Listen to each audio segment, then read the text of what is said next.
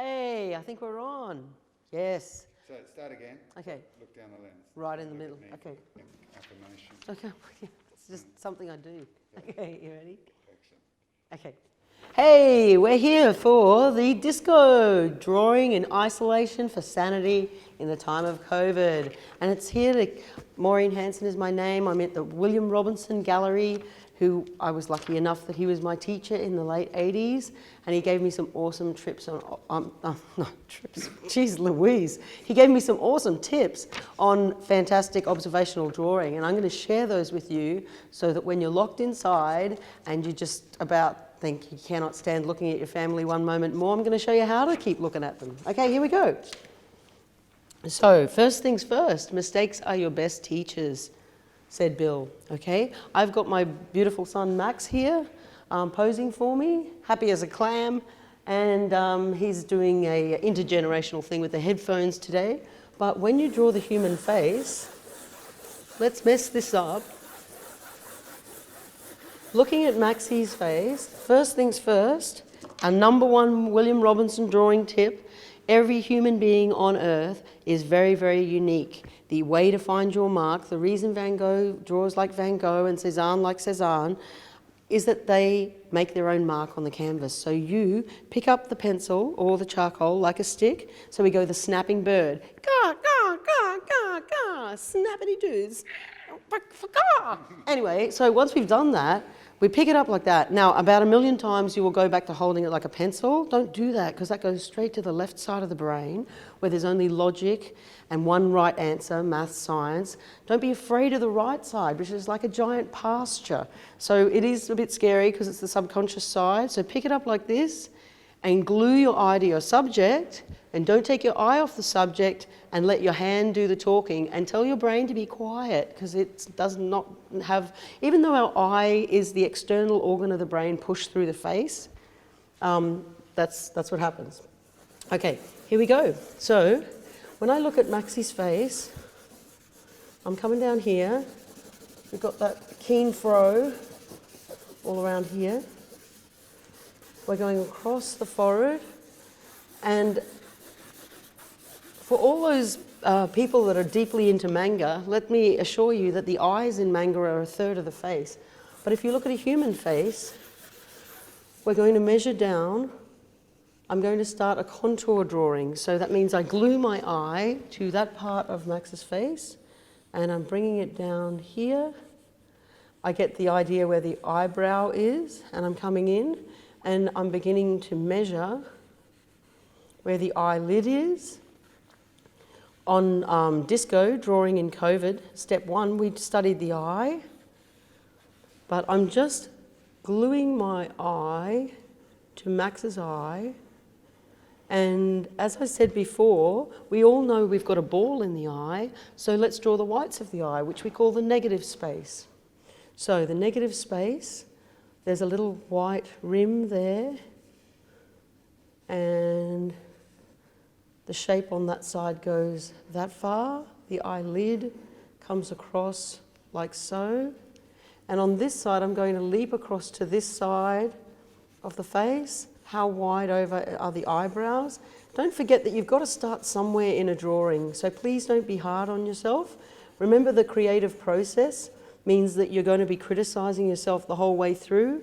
That doesn't mean that that you're going to fail. It just means that you've got a voice saying, maybe look at this, look at this, look at this. If you didn't have that voice, you'd be an artist who thought they knew everything, and you'd be extremely lonely, I'd imagine. So here we go. We're coming back up here to these eyes, measuring across at the nose. When I get down to this part of the nose, I measure out from the face.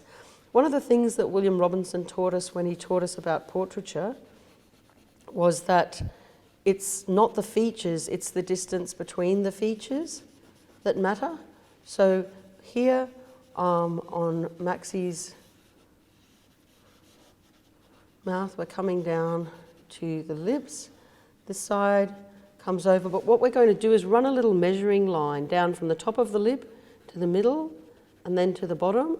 How wide out? So if this is the nostril, I'm measuring diagonally here. So basically, these are like architectural supports that happened during the process of the drawing. This is a bit darker here, so I'm going to come up, I'm going to give Max's eye the true lovely tone it deserves. So we're coming over here, hang in there with me, bud, and we've got the curl of the eye, the eyelid. This can be changed and can come out a bit further. I'm just going to darken that eye, but also because Maxie's eyes are so deep and dark, I'm grabbing my white Conti, which if you use a lot of white Conti, you might notice a beautiful cat urine smell, but that's the Conti, that's nothing else. I want you to, the French came up with it. Here we go, not the cat pee, the Conti.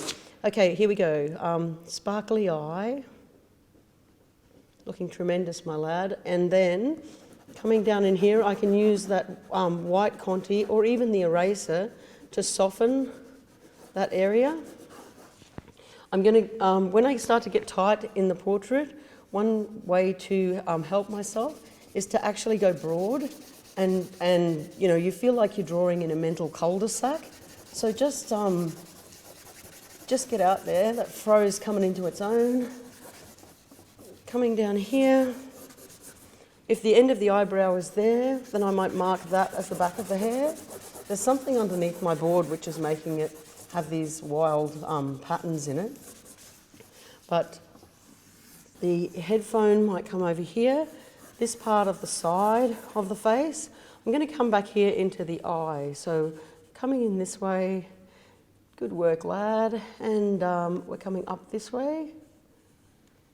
Max's father is from Ghana, and so he has these beautiful eyes that are slightly sort of almond shaped. So I'm looking again at the, yeah, bring them back. I'm at the white of the eye on this side and what that shape is. So we might come in there. I'm pushing that charcoal around, and the whole time, I'm probably telling myself that I'm, you know, not getting very far and I should probably give up. But don't worry about that negative talk. As I say, it's a rabbit fence going up a mountain. It's not going to stop the lofty view at the end.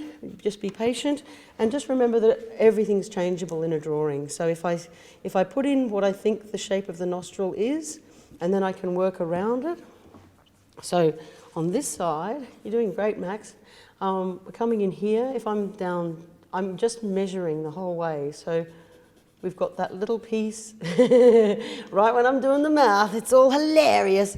Okay, let's forget that I'm doing the mouth and let's just move on down to that fabulous chin, which by my estimate, without smiling, it probably comes to around about there. But I'm going to use, the great thing is, this is a good bill tip, use what's beside something. So I'm sure that we've all found, and in the years that I taught all the cancer patients up at the Wesley Hospital for 20 years how to paint and draw as a diversion of being sick and stuck in hospital, this is what I learnt, is that if you can move, if you can learn to do something that you didn't think you could do, and if you can move a little problem that's beside another problem, then you feel differently and you're mentally more prepared to go on. And I'd like to think about the wonderful joy of Gustave Courbet, the French painter, who said, next to an uncertainty, place a certainty. So here we go, Max. Let's go back up to your eye. The great thing about drawing is whenever you're peeved with something, you don't have to read right to left, and actually it's not natural for us to read right to left. When we read the portrait, we have to read diagonally. We're trained to read right to left. So what I'm going to do is leave the mark for the whites of the eyes. Looking glorious, bud. Then I'm just going to... Don't you start laughing, or I shall laugh. Okay, we're putting the white in the eye. I'm thinking that was one rounded cheek right about there. So just get be aware of going broadly, and because this is a 10-minute demo, and really we know I could do this for an hour at least, I'm just going to sort of loosely tie up Max's features. Try not to be happy, lad. Try to be a little less zeal Give me less of a smile, if you don't mind. Or maybe I can just give you a smile. There you go, flexibility. Okay, so when we do a portrait, let me just say that these are the hardest parts to measure that make somebody look like them. So I'm going to come around here, wrap that around the face. Here we have the ear. So basically the top of the ear measures up with the top of the eyebrow. We've got that curliness in there, the little ear in here, the giant big earphone, tone around here, coming up with the hoodie. I'll better get your other earphone in. This headphone, whatever. So it's very, very hard to, the area of the brain that I use for talking is the opposite of the right side that I use for drawing. So we'll come in here, and of course there are all these lovely little dents that make somebody look like them, not anyone else. And maybe I'll give you another eyebrow, because Lord knows the symmetry is satisfying.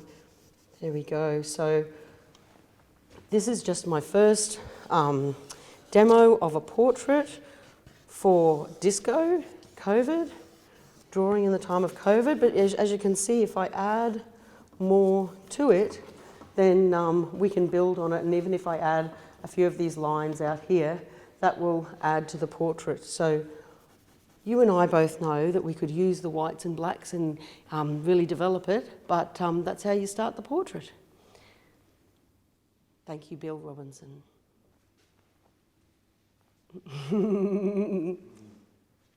Cool.